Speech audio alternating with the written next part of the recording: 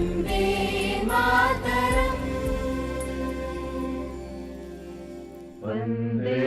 मातरम् वन्दे मातरम्।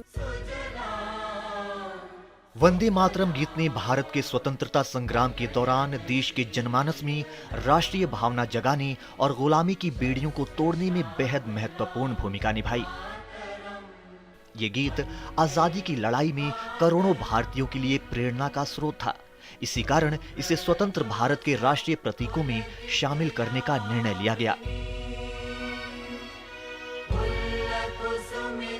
ये वंदे मातरम की लोकप्रियता और सार्वभौमिकता का नतीजा ही था कि जब आजाद भारत में खुद का संविधान बनाने के लिए संविधान सभा का गठन हुआ, तब वंदे मातरम को राष्ट्रगीत के रूप में अपनाने पर संविधान सभा के सभी सदस्य एकमत थे और संविधान सभा के सभी सदस्यों ने सर्वसम्मति से इस प्रस्ताव को स्वीकार किया।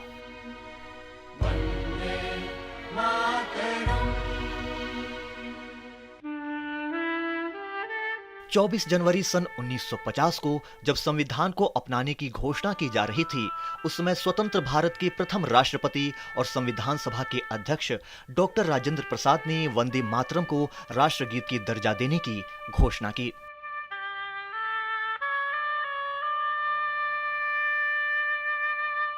चौबीस जनवरी सन 1950 को संविधान सभा में बोलते हुए डॉक्टर राजेंद्र प्रसाद ने कहा कि वंदे मातरम के गान का, जिसका भारतीय स्वतंत्रता के संग्राम में ऐतिहासिक महत्व रहा है, जनगण मन के समान ही सम्मान किया जाएगा और उसका पद उसके समान ही होगा और दोनों को समान दर्जा प्राप्त होगा।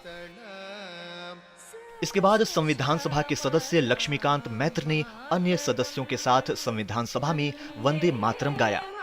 इस दौरान संविधान सभा के सभी सदस्य खड़े रहे।